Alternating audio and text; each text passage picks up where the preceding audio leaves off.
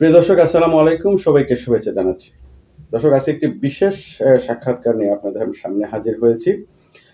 আপনারা জানেন যে শেখ হাসিনা গত 5ই আগস্ট ক্ষমতা ছেড়ে পালিয়ে ভারতে গিয়ে আশ্রয় নিয়েছেন এবং এরপর থেকে কিন্তু আমরা তার রাজনৈতিক আশ্রয় কোথায় হতে পারে, তিনি কোন দেশে যেতে পারে, বহু ধরনের আমরা সংবাদ দেখতে পাচ্ছি সোশ্যাল মিডিয়া সহ বিভিন্ন মাধ্যমে। তিনি ব্রিটেনে আশ্রয় পাবেন না, ব্রিটেন রিফিউজ করেছে, অন্যান্য দেশে চেষ্টা করছেন, আমেরিকাতেও ওনার পাসপোর্ট বাতিল করে দিয়েছেন। তো আজকে আমরা স্পেসিফিকলি ব্রিটেন সম্পর্কে জানবো যে শেখ হাসিনা আসলে কি ব্রিটেনে আবেদন করেছিলেন কিনা, করার কোন পদ্ধতি ছিল কিনা বাহিরে থেকে, এবং আবেদন যদি করেন বা অ্যাসাইলামের জন্য তিনি উপযুক্ত কিনা, কি হবে তার।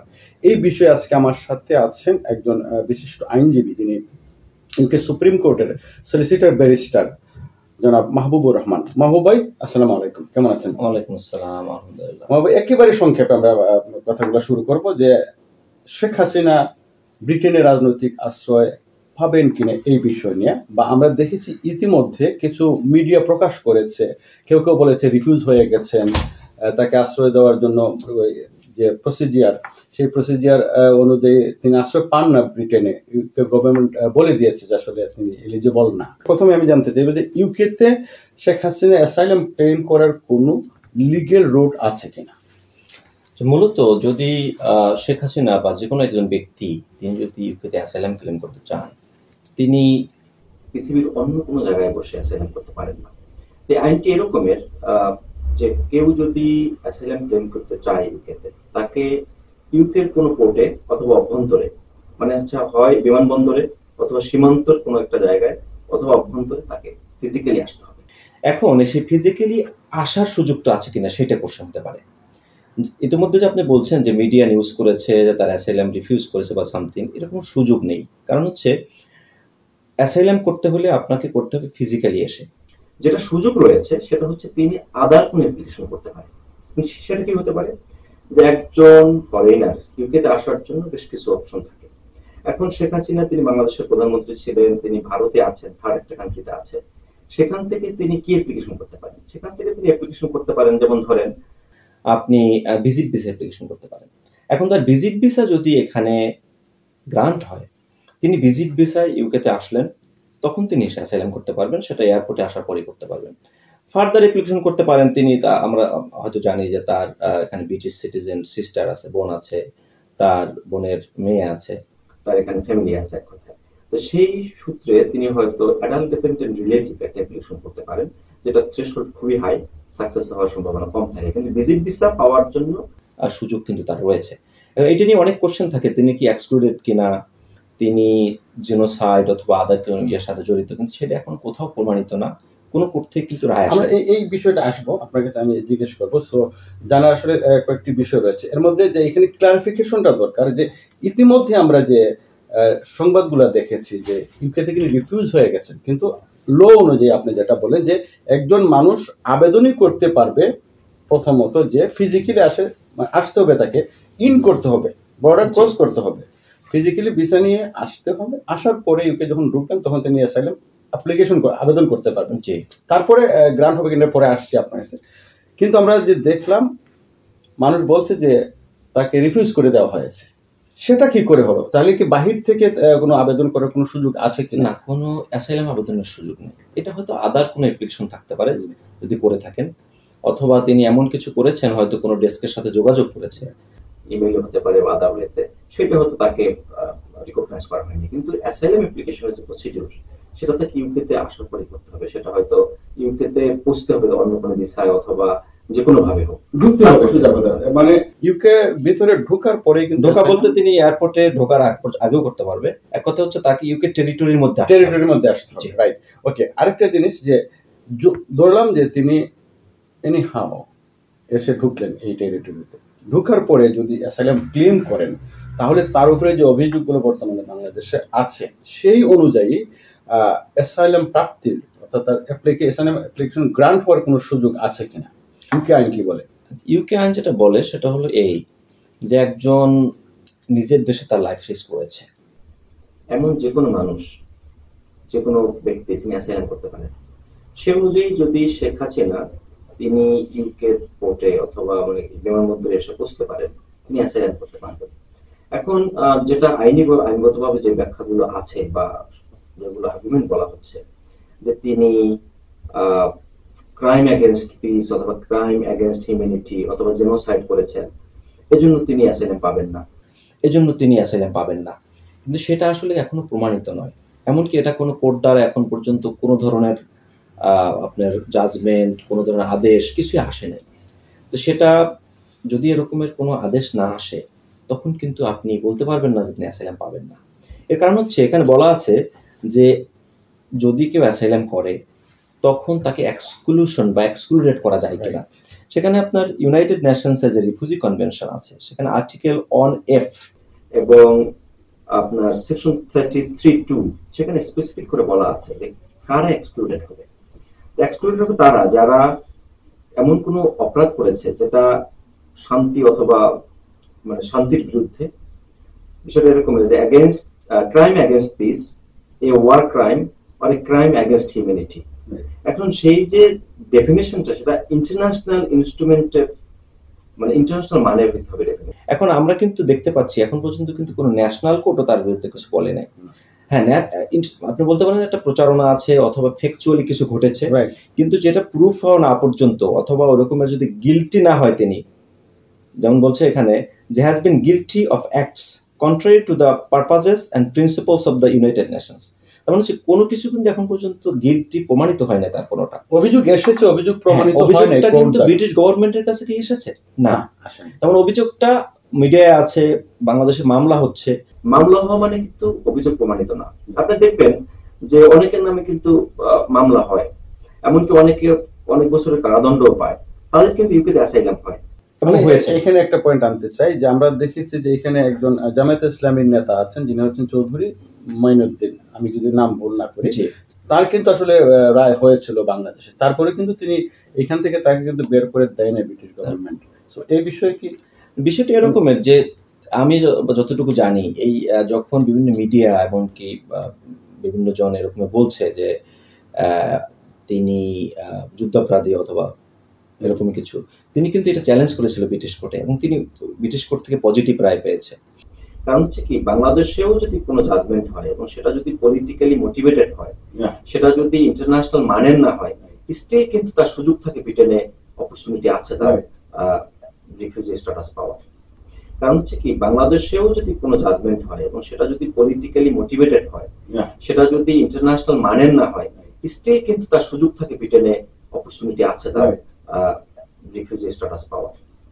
আবার অনেক আছে দেখবেন যে এরকমের যে ইন কান্ট্রি এই দেশের কোর্টে প্রাথমিকভাবে তারা দোষী সাব্যস্ত হয়েছে কোনো যৌন হয়রানি অথবা অন্য কোনো কারণে, এরপর যখন আমরা উচ্চ আদালতে গিয়েছি তখন তাদের এই রায়টি তাদের পক্ষে চলে আসছে এবং এই তিনি দোষী সাব্যস্ত থাকেননি, তাদের কিন্তু রিফিউজি স্ট্যাটাস পেতে হয়েছে। তার মানে হচ্ছে কি আপনাকে ফাইনাল জাজমেন্টে যদি আপনার বিরুদ্ধে এগুলো প্রমাণিত না হয় তাহলে কিন্তু আপনার অ্যাসাইলাম পাওয়ার সুযোগ থাকে, কিন্তু লিগাল আর্গুমেন্টের সুযোগ থাকে। আপনি যখন কোর্টে যাবেন তার বিরুদ্ধে, তখন হোম অফিস অথবা আপনি যদি তার বিরুদ্ধে কোনো মামলা করেন কারো বিরুদ্ধে, তখন সেটা আর্গুমেন্ট বলতে পারবেন যে তিনি জেনোসাইড করেছেন, তিনি আদার বিভিন্ন অপরাধের সাথে জড়িত, অতএব তাকে অ্যাসাইলাম দেওয়া যাবে না, এটা আর্গুমেন্টের বিষয়। কিন্তু যদি কোনো কোর্ট থেকে প্রমাণিত না হয় ততক্ষণ পর্যন্ত কিন্তু তিনি এখানে অ্যাসাইলাম পেতে পারেন।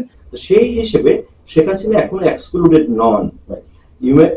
আপনার ইউকে গভর্নমেন্টের যে ইমিগ্রেশন রুলস আছে এবং একই সাথে রিফিউজি কনভেনশন যেটা সেই অনুযায়ী কিন্তু শেখ হাসিনা এখনো এক্সক্লুডেড নন।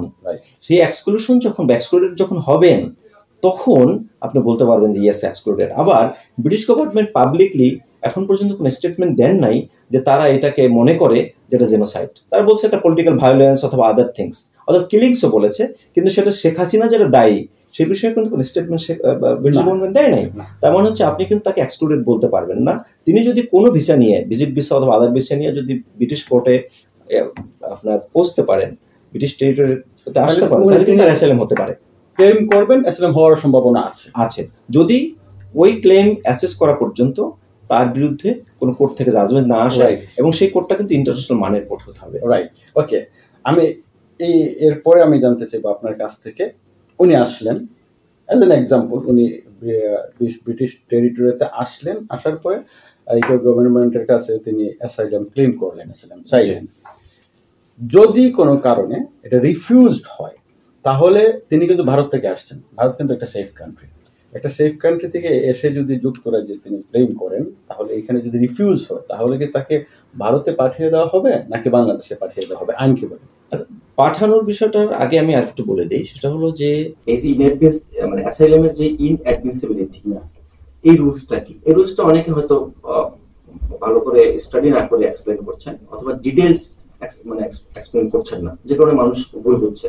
সেটা হচ্ছে যদি কেউ সেফ থার্ড কান্ট্রি থেকে আসে, তখন ইউকে গভর্নমেন্ট যখন তাদের অ্যাসাইলাম অ্যাসেস করে, তখন তারা দেখে যে তিনি সেফ থার্ড কান্ট্রি থেকে এসেছেন, সেখানে থেকে ফেরত যেতে পারেন কিনা। যেমন আমার ক্লায়েন্ট, তিনি ইটালি থেকে ইউকে দেশে অ্যাসাইলাম করেছেন, তো যখন এটা অ্যাসেস করা হয়েছে তখন দেখা যাচ্ছে যে তিনি ইটালিতে ছিলেন, ইটালি একটা সেফ থার্ড কান্ট্রি, তাকে ইটালিতে পাঠানো হয়েছে। এবার ইটালি গভর্নমেন্ট দেখছে যে না, তিনি অন্য দেশে ছিলেন, তারপর ইউকেতে কোনো এক সময়ে তার আলাদা কোনো ইয়ে আছে, তার আবার ফেরত পাঠিয়েছে, এরকমের অনেক কিছু করার পরে শেষ পর্যন্ত কিন্তু ইউকে গভর্নমেন্ট তার অ্যাসেসমেন্ট করেছে। এখন এটা কেন করেছে এটা বিস্তর আলোচনার বিষয়, কিন্তু এখানে একটা ছোট্ট উদাহরণ, মানে আমি লিগ্যাল রেফারেন্স দিচ্ছি। আপনার সেফ থার্ড কান্ট্রি বা ইনঅ্যাডমিসিবিলিটি, এই রুলসটা হচ্ছে আপনার গত 28 জুন 2022-এর পর থেকে যে অ্যাসেসমেন্টটা হয়, সেটা হচ্ছে আপনার সেকশন 80B এবং সেকশন 80C এর আন্ডারে, nationality and immigration and asylum act 2002 এর। তো সেইখানে যেটা আছে সেটা হচ্ছে যে যদি কেউ সেফ থার্ড কান্ট্রি থেকে আসে এবং সেখানে যদি তার অন্য কোনো কমপ্লেক্সিটি না থাকে, তখন তাকে সেই দেশে ফেরত পাঠানো যায়। কিন্তু ইন্ডিয়ায় কেন শেখ হাসিনাকে ফেরত পাঠানো যাবে না? কারণ এরপরই বলা আছে, সেকশন 80B এর 4 এ বলা আছে যে যদি ওই কান্ট্রি মানে ইন্ডিয়া তাকে, এই অ্যাসাইলাম সিকারকে নিজের দেশে মানে বাংলাদেশে ফেরত পাঠানোর কোনো ঝুঁকি থাকে, আইনগতভাবে তিনি তারা ফেরত পাঠাতে পারবে এরকম কোনো চুক্তি থাকে, তখন কিন্তু ইউকে গভর্নমেন্ট তাকে ইন্ডিয়ার কাছে পাঠাতে পারবে না। তার মানে হচ্ছে শেখ হাসিনা যদি ইউকেতে অ্যাসাইলাম করে, এখানে আসার পরে, তখন যদি তিনি তার অ্যাসেসমেন্ট তখন তার অ্যাপ্লিকেশন অ্যাসেসমেন্টের সময় যদি দেখা যায় যে ওকে, তাকে বাংলাদেশে ফেরত পাঠানো যাচ্ছে না, কারণ সেখানে তার সিভিয়ার লাইফ রিস্ক আছে, আবার একই সাথে ইন্ডিয়াও ফেরত পাঠাতে পারবে না, কারণ হচ্ছে ইন্ডিয়ার সাথে বাংলাদেশের একটা চুক্তি আছে, আপনার প্রত্যর্পণ চুক্তি। সেই চুক্তির আন্ডারে কিন্তু শেখ হাসিনাকে বাংলাদেশে ফেরত পাঠাতে পারে ইন্ডিয়া।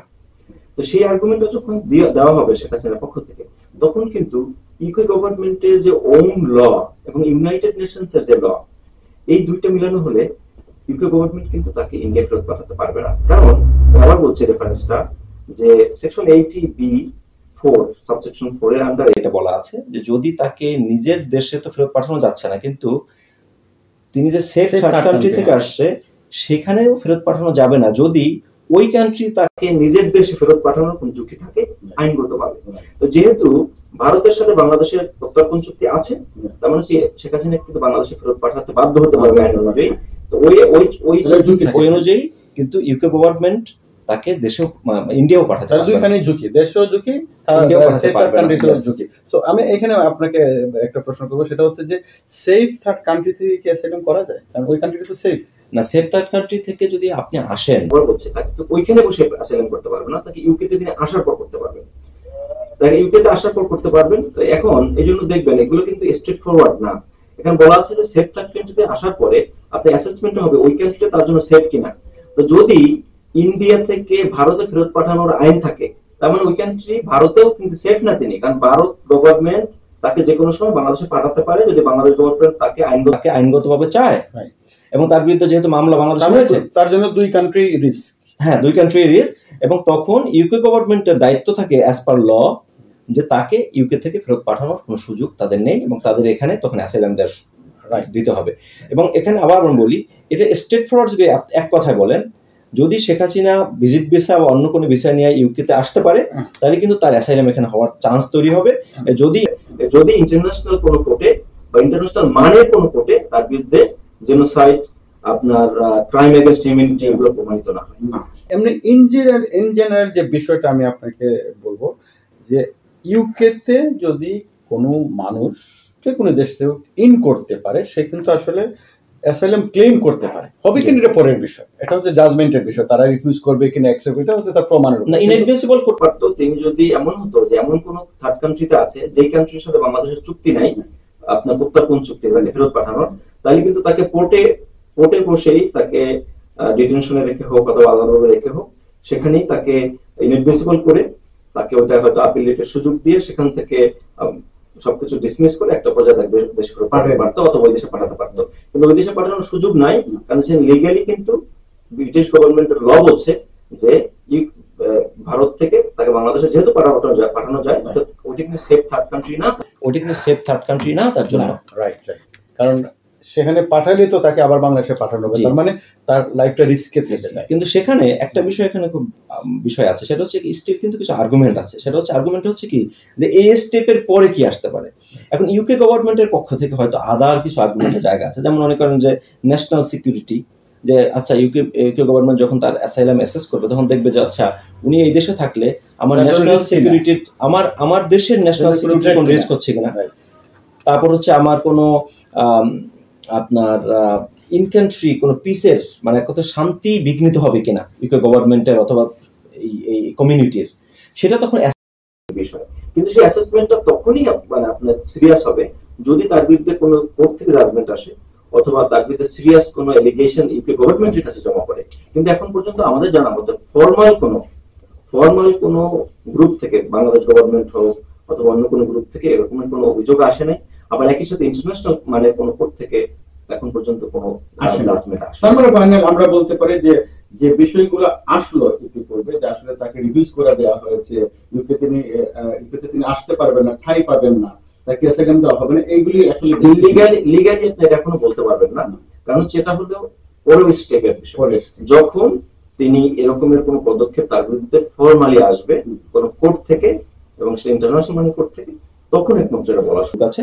কিন্তু লিগ্যাল যে ফাঁকগুলো আছে শুধু আপনাকে স্ট্রেট ফরওয়ার্ড গুগল সার্চে বলে দিলে হবে না, কারণ এখানে প্রত্যেকটা লয়ের সাবসেকশন আছে, সাবসেকশনগুলো আপনাকে অ্যানালাইসিস করলে দেখা যায় শেখ হাসিনা যদি এই দেশে আসতে পারে কোনো ভিসায়, ভিজিট ভিসা বা আদার্স, তাহলে কিন্তু তার মানে হচ্ছে মোট কথা হচ্ছে যে তাকে আগে আসতে হবে। এখন সে ভিজিট ভিসায় হোক অন্য কোনো উপায় হোক, আসার পরে এই বিষয়গুলো অ্যাসাইলাম অ্যাকসেপ্ট করবে কিনা, অ্যাসাইলাম ক্লেম করা যাবে কিনা, এগুলো তো এইখানের বিষয়, কিন্তু তাকে আসাটা জরুরি।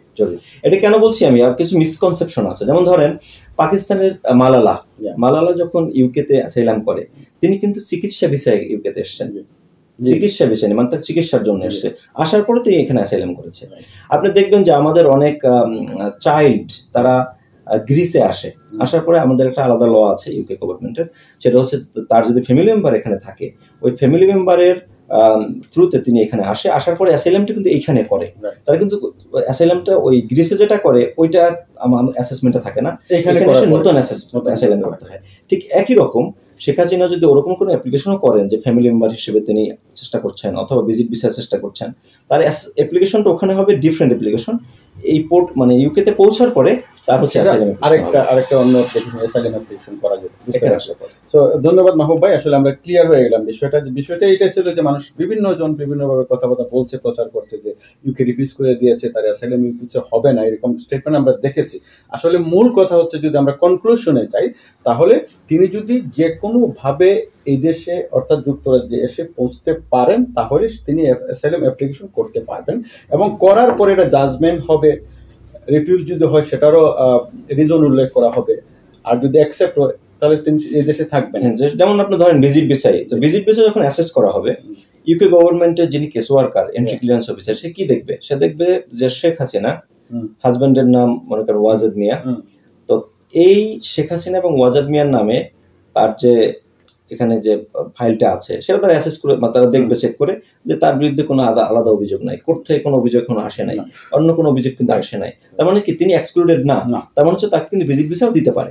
তার মানে হচ্ছে এটা যদি এমন হয় যে হোম অফিসে বাংলাদেশ গভর্নমেন্ট কিছু লিখেছে অথবা কোনো প্রেশার গ্রুপ, বিভিন্ন গ্রুপ তারা অনেক লিখেছেন এবং উইথ প্রুফ, এবং সেটা আপডেট করা হয়েছে হোম অফিসের ইন্টারনাল সাইটে, তখন একমাত্র ভিসা প্রাপ্তিতে সমস্যা হতে পারে এবং তখন এটা হয়তো তারা অ্যাসেস করবে। কিন্তু ইন্ডিভিজুয়াল যখন ভিজিট বেস অ্যাপ্লিকেশন তারা অ্যাসেস করবে তখন দেখবে যে তার নামে তো কোনো রেকর্ড নাই, এবং তারা কিন্তু পাবলিক ডোমেইন দেখে না।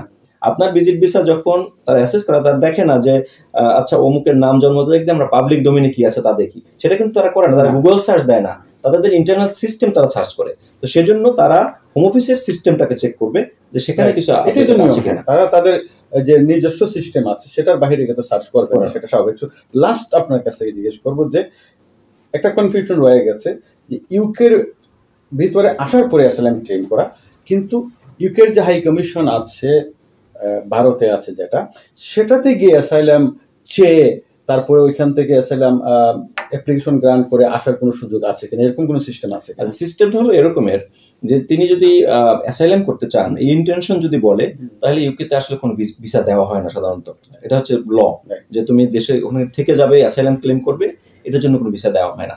কিন্তু আমি যেটা বলেছি যে মালালা যেমন এসছে, এরকম যদি হয় যে আমি ডিসপ্লেসড হয়ে গেছি, একজন মানুষ ডিসপ্লেসড হয়ে গেছে ফ্যামিলি মেম্বার, তখন তিনি ব্রিটিশ এম্বাসি বা হাই কমিশন যেখানে আছে সেখানে গিয়ে বলতে পারেন যে আমি ভিজিট ভিসা নিয়ে অথবা ফ্যামিলি রুটের কোনো ভিসা নিয়ে আমি ইউকেতে যেতে চাই।